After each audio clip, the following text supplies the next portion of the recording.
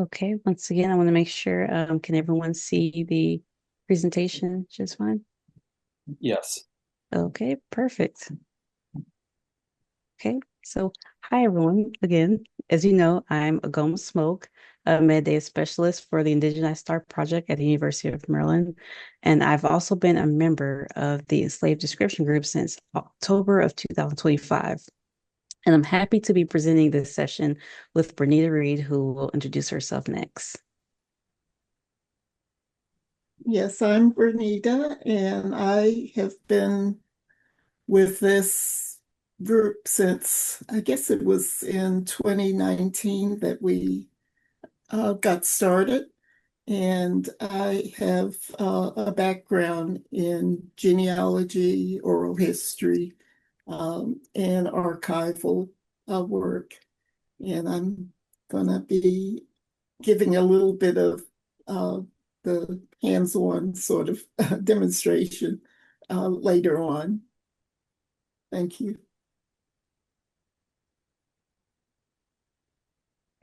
Before we dive into the work of the EDG, the Enslaved Description Group, I want to acknowledge both current and former members whose expertise in archives, metadata, and genealogy makes this work possible. Their contributions, past and present, have helped shape the group's mission and ensure SNACs accurately represent slavery era records.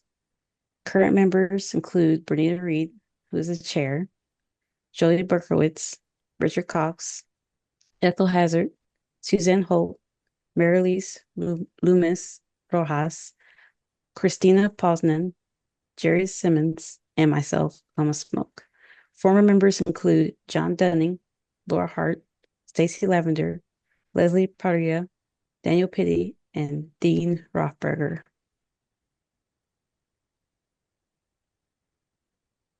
I will discuss the origin and purpose of the Enslaved Description Group and SNAC.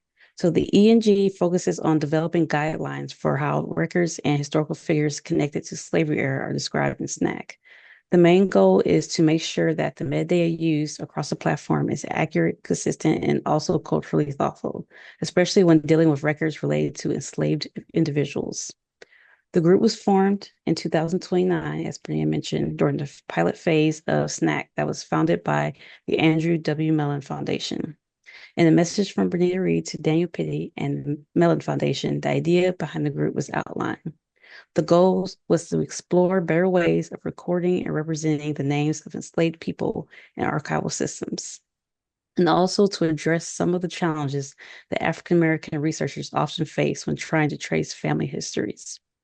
Another important part of the group's work is providing feedback to the SNAC editorial standards and policy working group, especially around naming practices, supporting genealogical research, and helping identify barriers that exist in the historical record.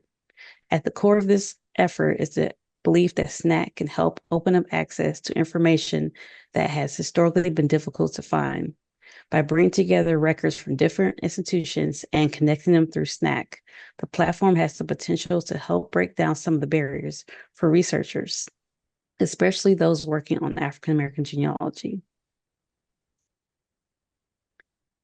The EDG resumed meetings in August of 2025, which helped restart discussions about improving how slavery era individuals are represented in SNAC. An update from Daniel Pitty was the addition of the Slavery Era Demographics Group List, or EDG, which I'll show further. It was reestablished in June 2025. This control vocabulary helps standardize how demographic information related to the slavery era is described in SNAC. The group is currently exploring how the Slavery Era Entities Description System, or SEEDS, might be incorporated into SNAC. The goal is to add more detail and context to records of enslaved individuals and better represent their life timelines. There has also been updates to the relationship terms in SNAC.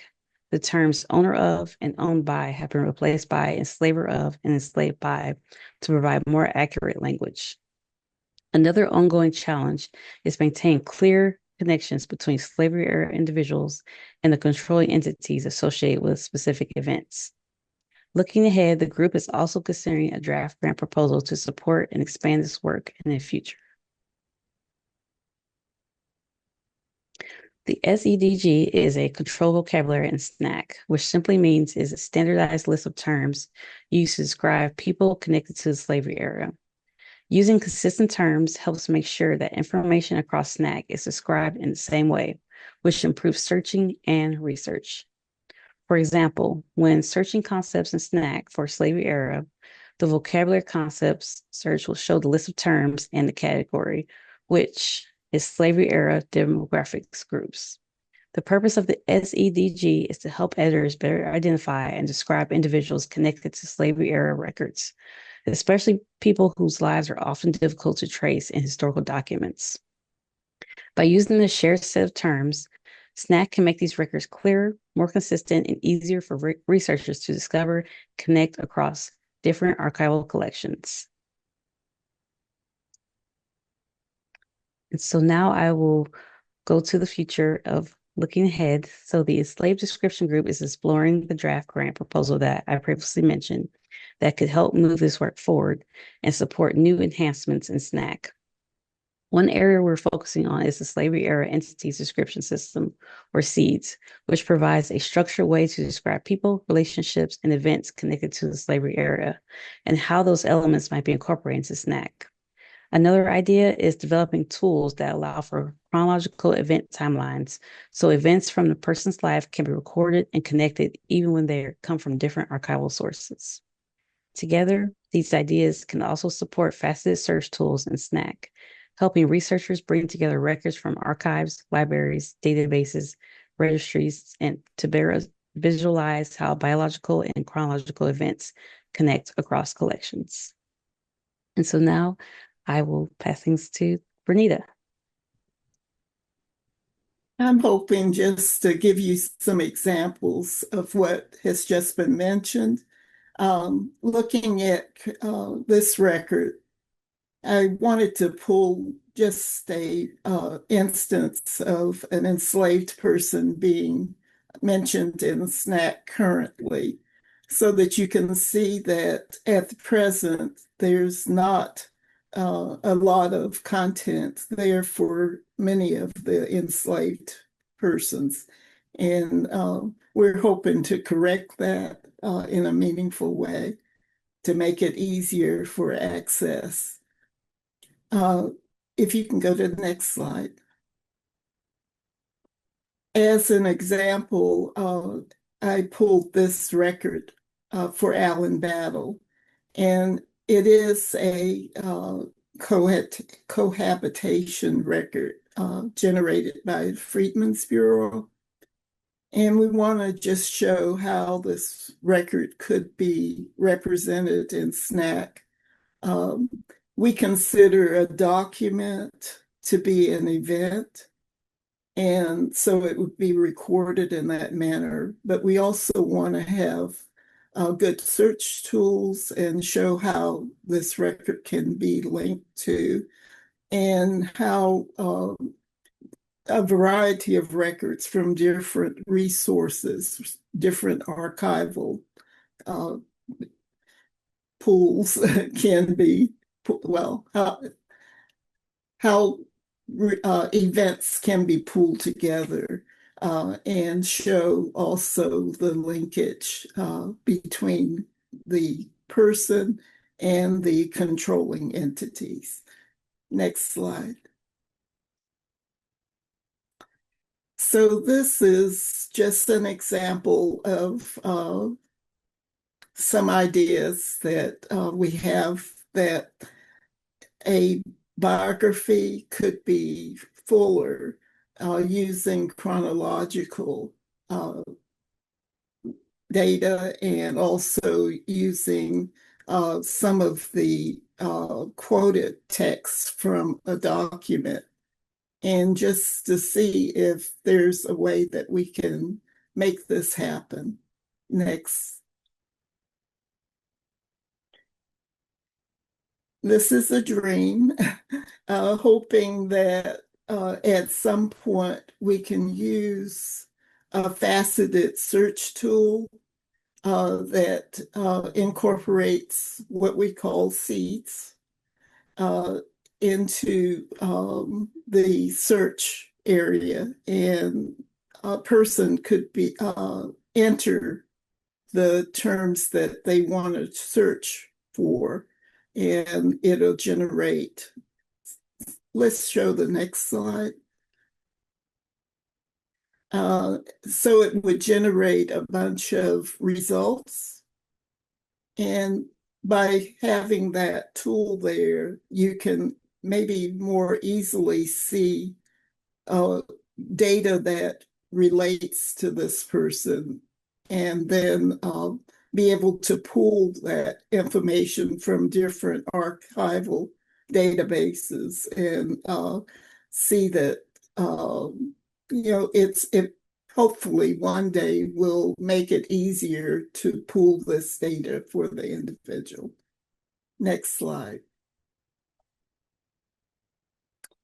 And this is just a vision also, is showing that we had 3 items checked on the last slide. It pulled into this vision for Allen Battle, where the data is represented in a chronological form, and then the quoted material would form the biographical history for this individual. But also, we recognize that errors can be made, and we wanted to have a way of also to delete or to take out information that no longer is seen to be relevant for this person. So this is just a concept of how maybe things can be worked out. But we also wanted to be able to have a space for people to be able to download, to copy information, and do research in that manner. And I think that's it. Is that correct, Ugoma, except for some questions? Yes, that's correct.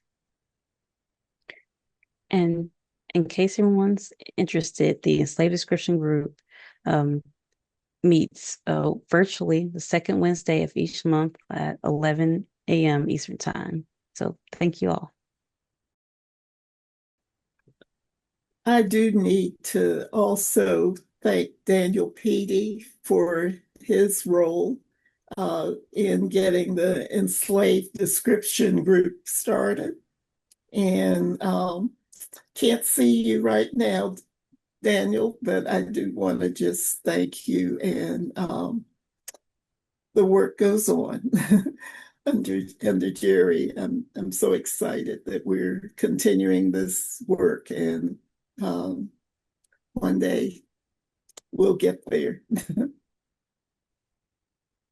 This might be for Bernita. One question in the chat. Is Tarboro, Tarboroughg, the antecedent name for present day Tarboro, Tarboro? Yes, it is in North Carolina. It is spelled both ways. And the follow-on question is, how does SNAC account for such transformations in place names? Great question.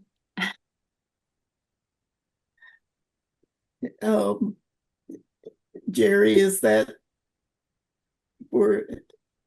At the moment, we're looking forward to a more robust, controlled vocabulary for geographic place names.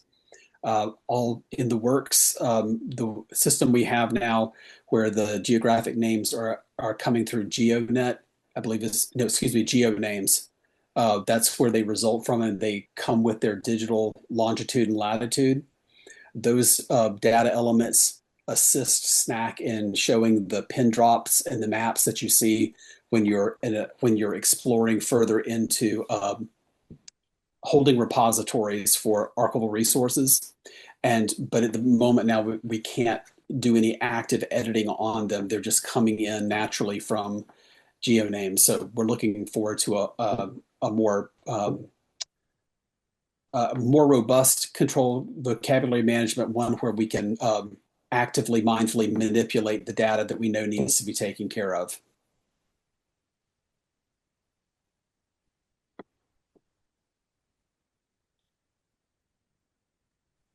There's another one from James Truitt. Were there any instances of owner of being used with corporate bodies as its target? For example, Henry Ford's relationship to the Ford Motor Company. And if so, how were they handled? That's actually a very interesting question. It would be an inappropriate use, but could we foresee people doing that? Or because it's a corporate body, would it be not available? Although there is a precedent set for it already, and the one that comes to mind is Mount Vernon. And that's an example that we teach in SNAC school, the relationship possibilities, the link contextual possibilities between persons and corporate entities, and that those can exist between an enslaved person and the plantation estate. Just that's the one instance that comes to mind. And then another follow-up going back to the place names. Or Bernita, were you about to say something?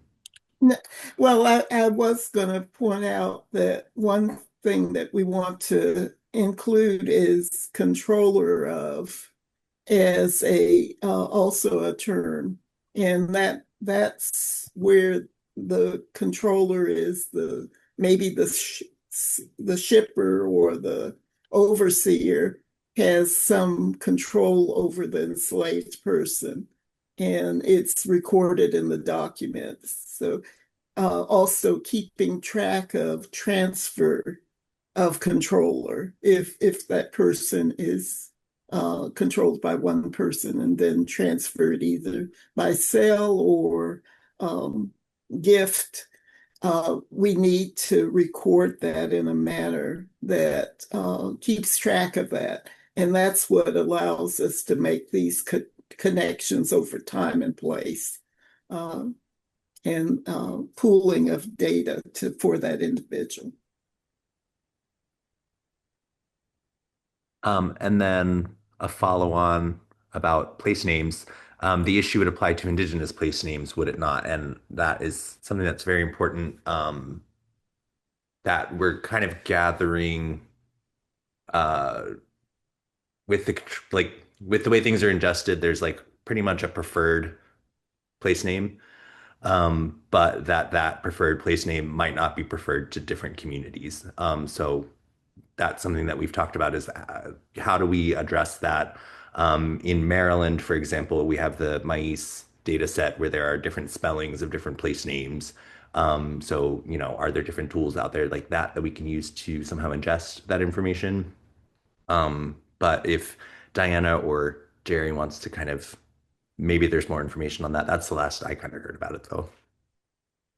Yeah, I think it's long been on the wish list for the Indigenous Description Group. And as Abby and I will talk about, we had some priorities we set. We've accomplished some of those first level priorities, and then there's like a long list. And I think the focus group discussions that we've done over the last year and a bit have that's also come up. So yes, I'm assuming this might be Guha speaking.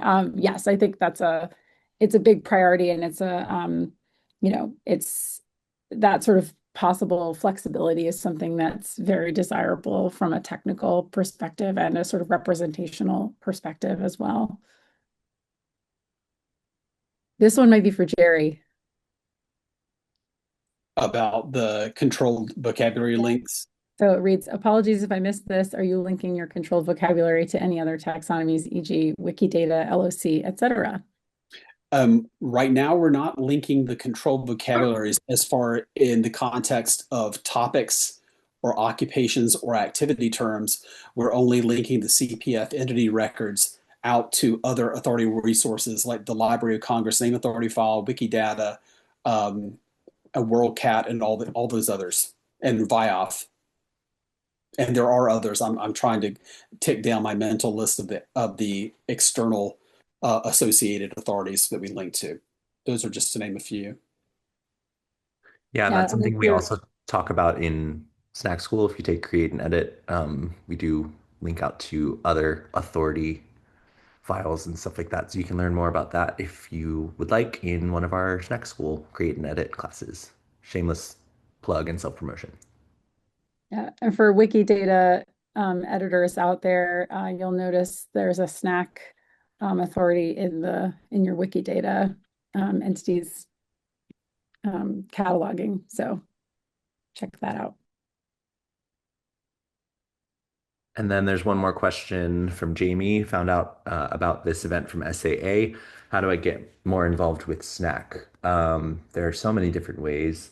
And we have the working groups. You can get involved with SNAC School. You can become a trainer. You can edit records.